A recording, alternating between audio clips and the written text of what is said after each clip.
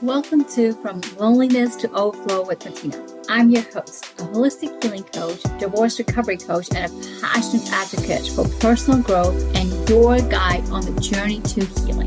This podcast is for those who are struggling with the feelings of loneliness, disconnection, feeling stuck, and who are ready to discover their inner potential and live a life overflowing with love and connection. Inside, we're going to explore the path from pain to transformation, bridging the gap between loneliness and abundance through heartfelt conversations, spirituality, energy work, and self-awareness. So let's get started on this soulful journey together.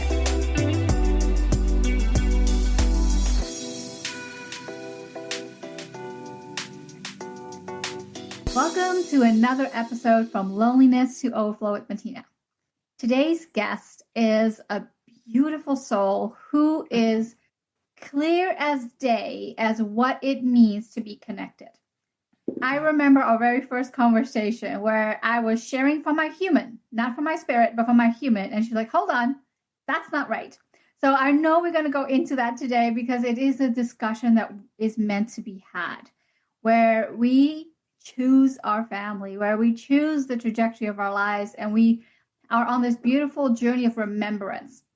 And as I was speaking with her the first time, it was clear to me that this beautiful soul not only remembers her mission, remembers what she is doing and why she is doing it, but also feels very truly aligned in the frequency of love.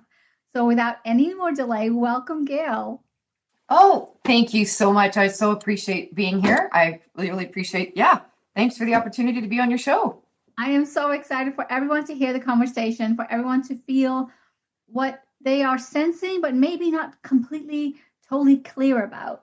Oh, yeah, that's my language. No worries. Right? Perfect.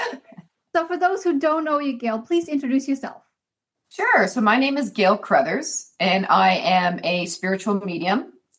I'm a psychic medium, but you have to be psychic to be a medium. So yeah, and I also, what I do as well is I live on a farm. I live with horses, and I'm also a grief specialist. I'm a certified grief specialist, and I use my horses in my own program that I've written for. It's Healing with Horses grief program. So I use my horses in a lot of different, topics. I do leadership. I do team development. I developed a class on developing your intuition using the horses. So the horses have really become a real integral part of my life, for sure. And they've helped me on my journey, no doubt, 100%. So yeah, that's, yes, I'm a medium, but I'm also a certified grief specialist, and I run programs with horses. That is so powerful.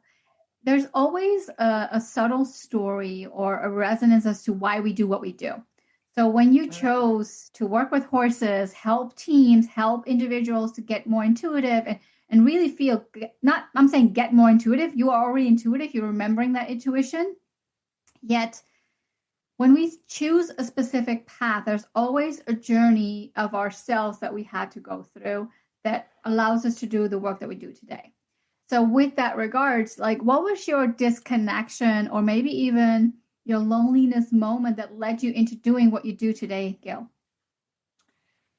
Okay, can I reframe it?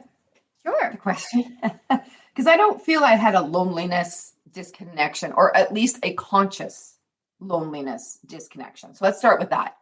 I've got a lot of stories on how all this unfolded, but we don't have all day. So let me start with, I think a lot of it for a lot of people isn't conscious, and life has a way of showing up in our lives all the time with breadcrumbs. I call them breadcrumbs. And I often I'm going to backtrack a minute because I do live on a farm, but I live on a farm not because I was raised on a farm. I'm a city girl. I was living in the city with 3 kids and a husband, and I was urban. I loved going. I had a book club. Go to restaurants and the parks right around the corner kind of thing. That's, my kids walked to school. It was all very compact in this really cool little community. And then a knock came on my door. So, but it wasn't conscious. It wasn't like I was looking for something. I didn't consciously feel that. Mm-hmm. horses, this is a long story, so I'm going to really abbreviate it. The horses came to me in a very serendipitous way. And I heard the knock and I followed the knock, and I ended up, I don't know how to explain the story basically. So, basically things just will show up in your life and you're like, you don't necessarily know where that's all going, because you're not supposed to know where everything is going. You're only supposed to see, like, you only need a couple of steps ahead of you, right? The light, the illumination is only going to be 2-3 steps ahead, just enough to get you to, you're not going to trip. And then you just keep following it. And it really does come down to learning how to trust, learning how to identify those crumbs. And sometimes those crumbs are going to be so outrageous. Like, what? What do you mean I got, what? And it did, like, the horses came to me. So I ended up with, there's like, I keep saying there's stories here, but I ended up saying, okay, like it ended up being a promise to a horse, ideally, because I am a medium, but I can also do animal communication. I ended up making this promise to a horse. And the next thing you know, I keep the promise to the horse, and I make him an equine guided learning horse. Right? Well, I don't know anything about equine guided learning. I don't know anything about it. So I get certified, and then 18 months later, I'm like, okay, I need to expand my herd, and this is what I need to do. And I'm going to buy a farm. Like, what? That doesn't even make sense to me. So we landed on a farm, and, I'm trying to figure out how to do pasture management and how to care for a herd of horses. And then we started boarding horses, and, that was 10 years ago. Wow. So, so it's 10 years ago from when that horse, the initial horse, first came into my life. So I just keep telling people, you gotta trust. And sometimes those knocks are really loud, and sometimes they're not, sometimes they're subtle, but sometimes they're asking you to do something that is way out of the wheelhouse. And I just totally know that if the knock is there, the path is there. Like they come together. Wow. Okay. This is important for everyone to hear. If the knock is there, the path is there. 100%. It doesn't come, they're not separate. Like, if the knock comes, the path is there. It's a package deal, like 100%. So but we overthink everything, right? We overthink everything. And here's where maybe I can put this into maybe a bit more context for your listeners. I am a medium. So as a medium, this is where maybe this makes a bit more sense. I have to really trust what I feel, because spirit speaks to me. I can hear them at times, and I can see, but I really go by what I feel. Like, I feel how they died. I feel all their emotions, that they choose to share with me. It's all through my body. And if I overthink it, because my head, your mind, any medium's mind can get in the way. Was that accurate? Did I get that right? And you have to surrender. Like, I have to surrender when I am in that place of connecting with spirit, so that I can bring the best possible message through. Because the difference between mediums, and it's not that we're not all connecting with spirit, because we are, but it's like an antenna. Sometimes the connection is stronger. There's no fuzz. Like, you remember when you were, maybe you don't remember when you were little, and you had those rabbit ears on your TV and you had to get the fuzz out. But anyways, I do. But the difference is that, what it's like on a radio station to try and tune it in, and you go, yes, now it's really clear. Well, mediums can be like, the reception is there, but the clarity can be fuzzy. And that's because, in my opinion, there's a few reasons, but one of the biggest ones is that you're in your head. Right. And you've really got to, like, as a medium, I have to trust I've had to build the kinesthetic awareness from my body and map it. And then I just go, okay, done. Like, I don't even question it. It's just, yep, here we go. And that's also through decades and decades of following my path that has just been sort of, okay, here's a breadcrumb. Let's follow this. And all never ever being disappointed or turned the wrong way or I went the wrong way, or I don't know what you guys are doing. This all screwed up. Never. Never. So what I'm hearing, Gail, is here you will have someone who is fully immersed in her life, in a city life of all things, and always busy, always on the go, enjoying her life as it is, and then gets the knock. Yeah. And gets to speak with a horse, makes a promise to the horse, ends up buying a farm, having many more horses on the farm, learning as you go, and now doing what you do. While you followed all the breadcrumbs and things came into play of the things that might not even be seen or known, because that's really what I'm hearing here is like, you didn't even know you missed this until it showed up. That's what I'm trying to say to people. Okay, exactly, Martina, because here's the thing. I've had a lot of people say to me, I think we might have talked about this the last time we chatted, but a lot of people will say to me, oh, you manifested this. And I'm like, I didn't manifest this. This wasn't on my radar. I wasn't dreaming of living on a farm.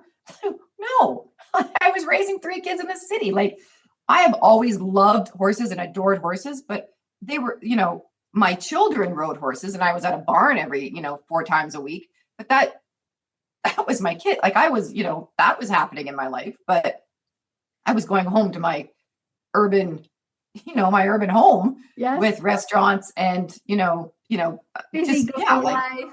Yeah, like, sidewalks, neighbors,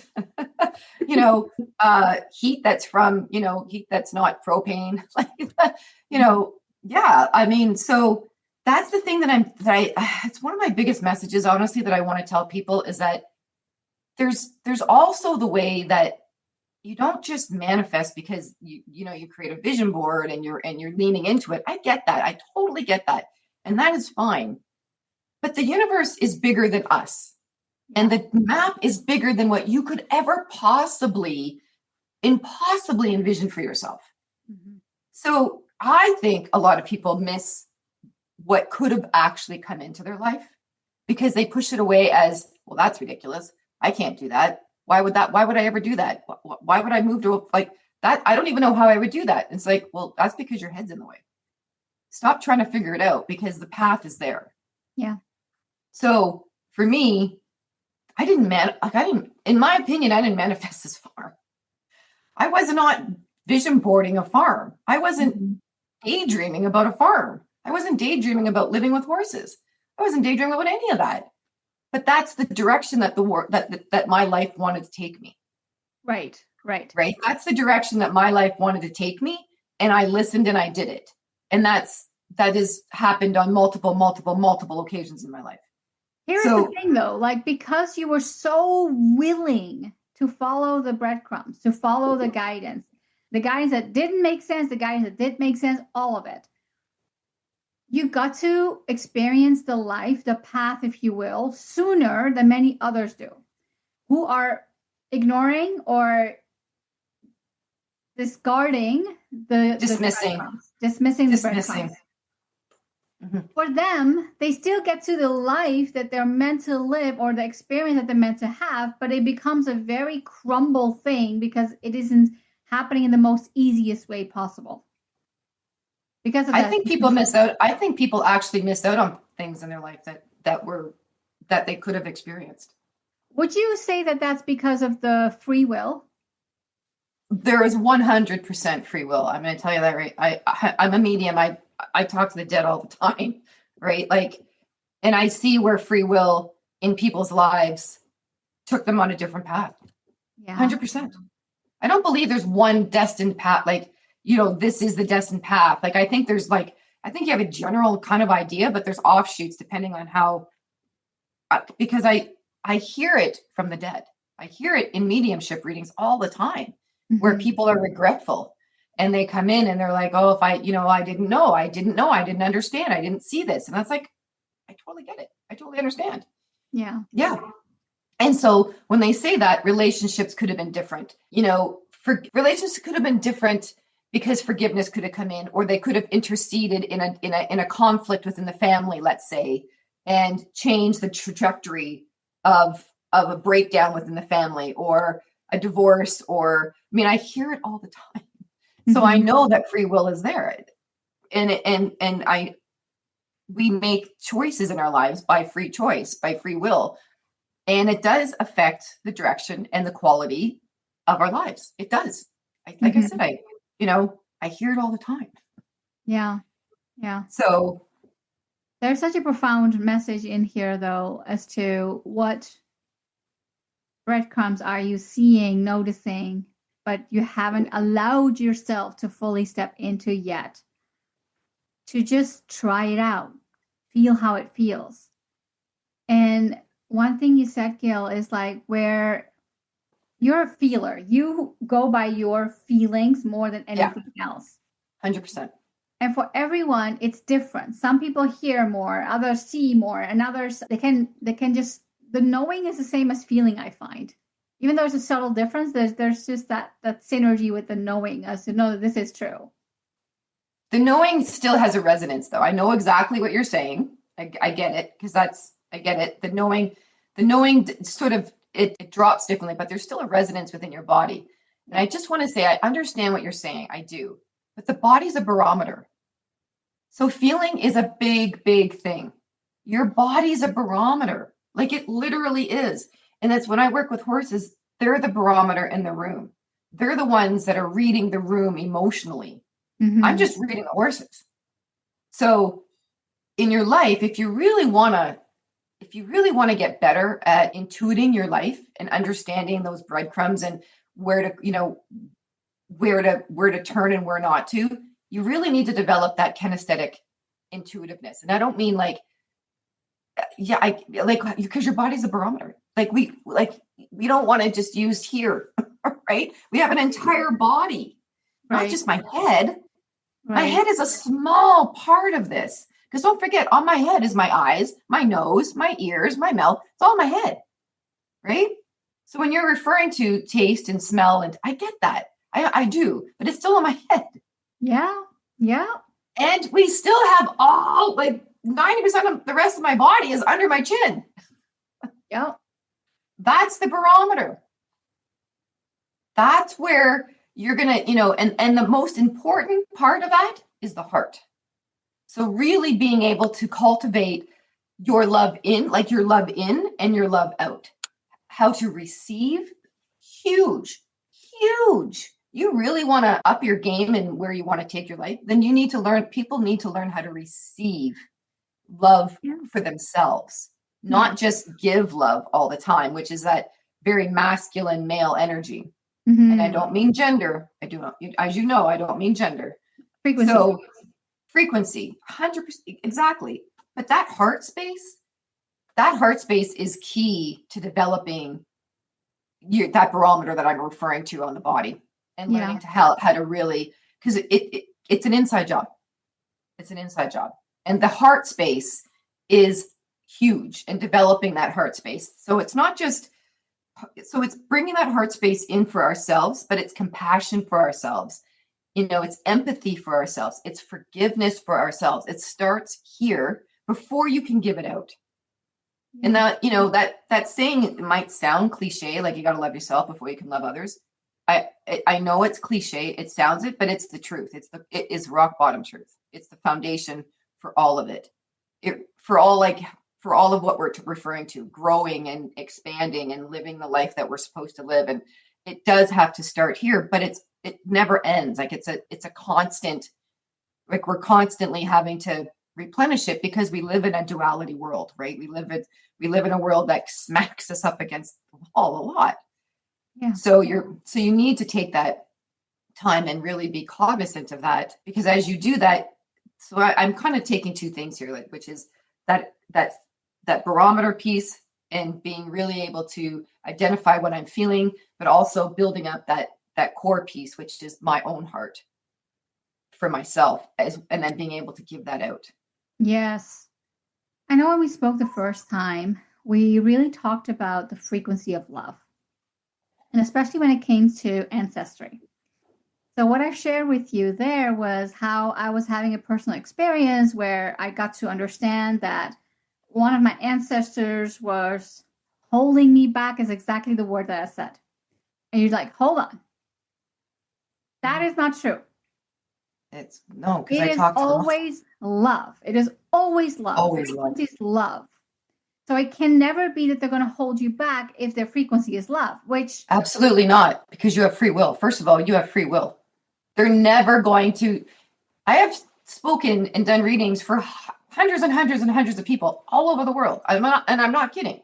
I've probably done readings for people in probably 30 countries. So, which means it's different cultures, right? It's different ethnicities. It's different, obviously, right? So, no one in the spirit world is going to hold you back. That's not their job. Like, that's not even possible. They're no. So never are they going to hold you back. That is your free will to make that decision. They can give advice, 100%. They can give advice. And I've heard it 100 times, hundreds of times. They can give advice. But at the end of the day, that's up to you. And our ancestors do not tell, so I think we also spoke about, there are cultural norms across different countries, across different religions, across different ethnicities. And those norms in those cultures, they stop as soon as death happens. They don't go into the afterlife still being, I don't know, a Southern racist. They're not going into the afterlife. Of the world that they carry along after. They don't take those into the afterworld. They drop all that. That's this world. That is not the spirit world.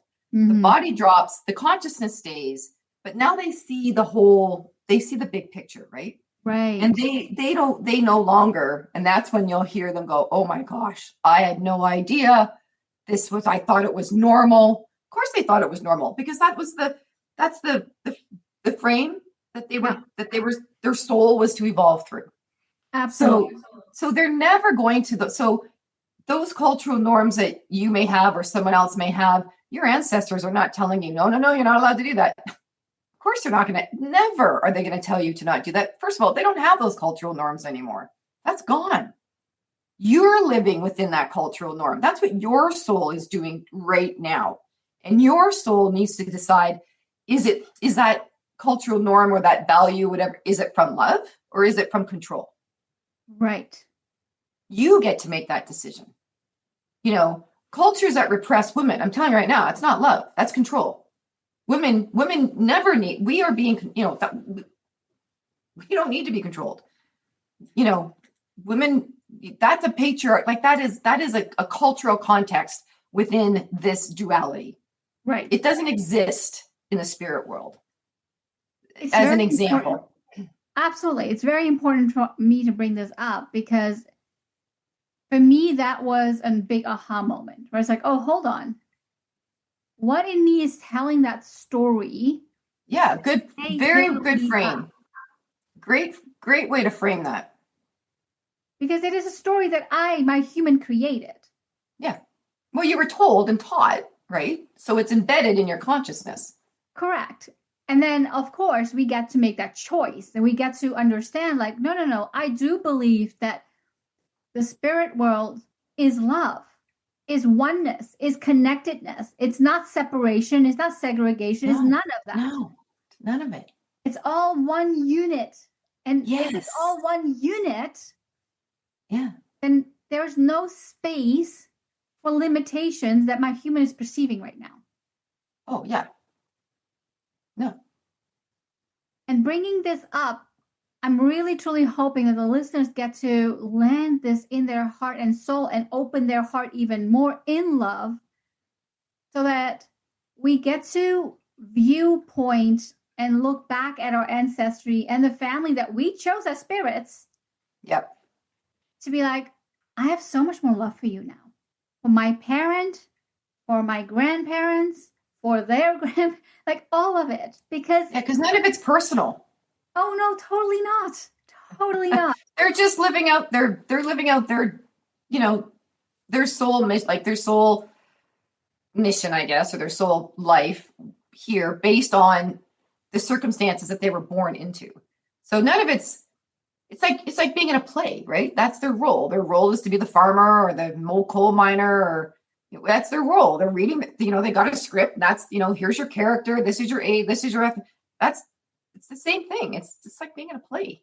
What I'm really. also noticing, Gail, and I'm curious to hear what you are noticing and how you perceive this, is at that time, the energetic world was a completely different mind frame. Right now, when we look at the shifts that are happening so hugely quickly in the world right now, known and unknown, seen and unseen, but I'm really talking about the energetic shifts where I feel that there's so much more femininity being awakened, where actually we as human get the freedom to say and do the things that we want to do and say that our ancestors never had a chance to. Mm-hmm. Mm-hmm.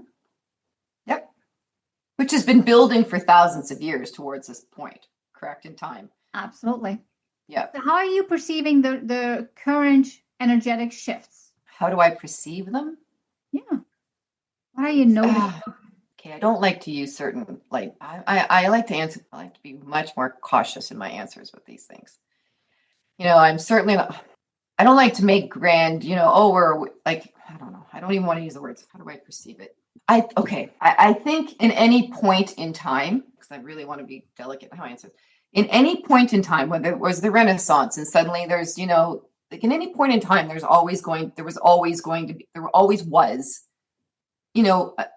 an evolution forward. There was always going to be some point of evolution and forward, right? And I think we're just that's what we're in. So I'm not going to make any grand gestures or not gestures or really prophecies as for where we're going. Mm-hmm. I don't know where we're going, right? So, okay. Fair I know that there are, because there are all kinds of people who are saying this is A, B, and C. Yeah. I don't know. I'm telling you right now, I'm not getting that information from anybody that I'm speaking to who are deceased. Maybe other people are. I'm not. So I don't like to I don't know where we're going. And I just think that over thousands of years, there's always periods in time where there's, the needle moves, And so here's what I want to bring it back to, Martina. I think that when you're living through those periods where the needle is moving, move with it. Move with the needle. And the needle for me if you look back thousands of years, it's always moving towards more, when you say more, we're moving towards more cooperation or more inclusiveness or more rights, like human rights. That needle is all being pushed towards love.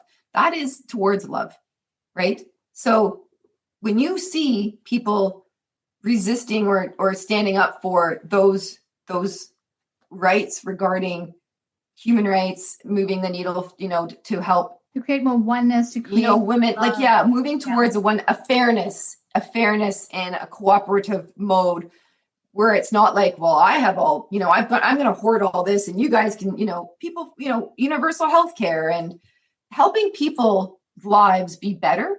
Yeah. That's always a positive. That's always towards love. That to me that's the barometer. The barometer is love, right? So if you're looking at policies or if you're looking at the needle anywhere in your life, move a cohort of people trying to move it towards that, that's for me where I want to go. That's where I want to go. That's my barometer. That's core thing of always being the foundation is love. So anything that's trying to, if there's something that's trying to separate everybody, I don't want anything to do with that. Mm-hmm. That's not the energy that I remotely align with. Separation, keeping people economically depressed, keeping them like on a lower standard, not allowing them to build, taking away their livelihood, whatever that is, whatever that looks like, that's not where I want to align with. Mm-hmm. So for me, this is all about, without labeling it, because I don't like to label these things. This is what we're doing. I don't know what we're doing.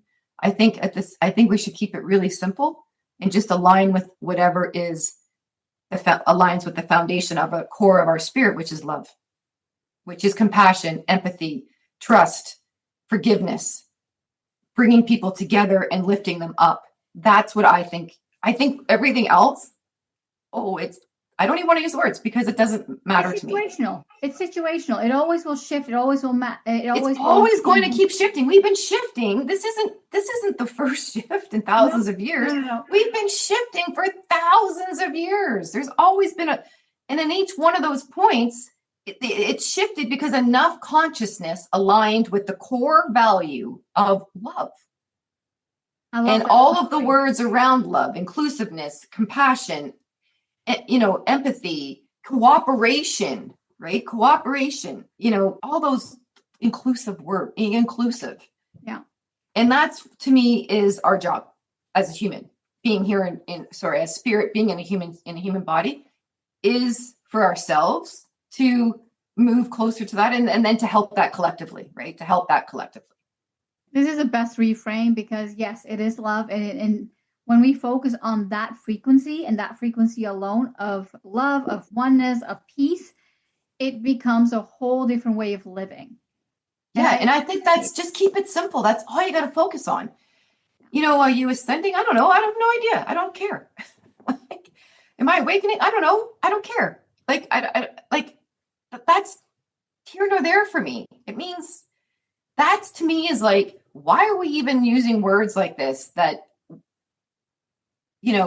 that's way too big for my soul mission right now. I just need to get through every day, and work on myself. And I think when we start using these other words around, I think it dilutes what we're really trying to do, because then the ego gets involved.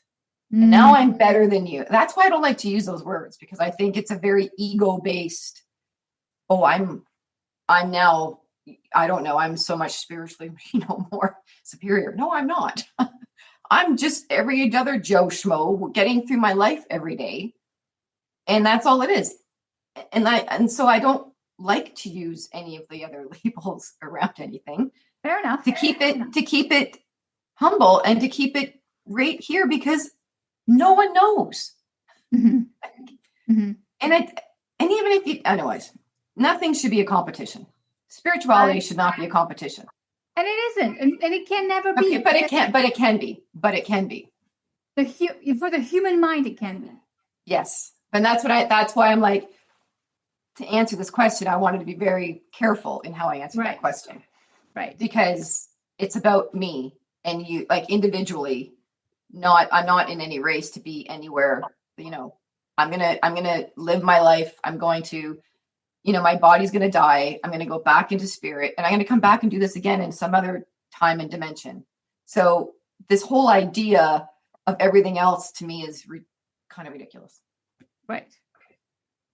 I appreciate your honesty. I appreciate your directness in this, because yes, love is always first, and that is the driver of that inclusiveness that we all hold and can hold.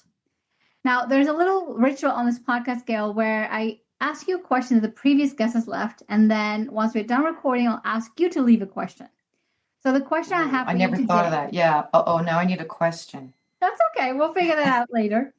The question I have for you today is, what is the one thing, if you knew then that you know now, that would change your journey? What's the one thing, if I knew back in my life, that I knew now? Mm-hmm. Struggling with this one. What's the one thing if I knew? Okay. Yeah, we've already talked about it. Yeah, I've always been pretty good at trusting, but like that trusting and that self-love. That's like, if I had been able to cultivate that sooner, I guess, or really, really focus more inward as opposed to less outward. Right. Grow, decades ago, sure, that probably would have accelerated some stuff, but I don't regret anything either, which is why I was struggling with the question. I wasn't struggling, but I was trying to how do I answer that? That's okay. Fair enough. This is, though, the journey of everything you shared has been about trust. Yeah. And it's about trusting yourself too, right? Yes. Like, a lot of it's yourself, and knowing that you're stronger, more capable, more loving than you've probably been told. And that's especially for women, because our culture, and in many cultures, we're not really supportive of women. So, I mean, we are, but not, we've come a long way. I get that, but we have ways to go. Mm-hmm. We have a ways to go. Yeah. And a lot of women really suffer with that that inner struggle of believing themselves and trusting themselves and that they're good enough, right? That they're just good enough. And if there's one thing I can leave with your listeners and is you are enough. You were born enough. The culture is what's undermining that truth. Not your truth. Your truth is there. It's just the culture's undermining it. So you are all enough. Oh, I love that. You are enough. Yeah, you're perfect. Like you're perfect, right? You know what I mean? Like you're already perfect. It's just the culture that tries to keep reducing us to be, second guessing ourselves. And we don't need to. We are perfect, but we don't need to be perfect. If that makes sense. Gail, thank you so much for your honesty, for your shares, and also for highlighting how trust is the bigger picture of yourself first and then anything else. And I just really am grateful for the conversation we had today, but also our very first conversation that really lit up something inside of me as well. And anyone who's listening who feels inspired, connect with Gail. All her information is in the description below. Reach out, connect, and really find what are your breadcrumbs that you can turn into and lean into even more and trust even more, so that there is a light that is already knowing its worth is being really spread out and show up in the world like there's no tomorrow. Like it's beautiful in this moment right here, right now. Thank you so much, Gail. Oh, Matina, thank you very much. And I just want to say, I think it's great you're doing this podcast, and keep doing it. Keep shining your light. Keep shining your stories from other people. People need to hear them. So thank you. It is absolutely my pleasure. I've learned so much for myself, and I'm so glad I get to share these stories as well. Yeah. Thank you for tuning in. Until next time, everyone. This episode has helped you to feel less alone in finding tools towards a life which is overflowing with love and purpose. If you enjoyed the episode, please take a second to rate and review. Each review helps us to reach more individuals who are seeking healing and personal growth just like you. And don't forget to take a screenshot and share your aha moments on your Instagram stories and tag me, Matina. See you next week. Take care.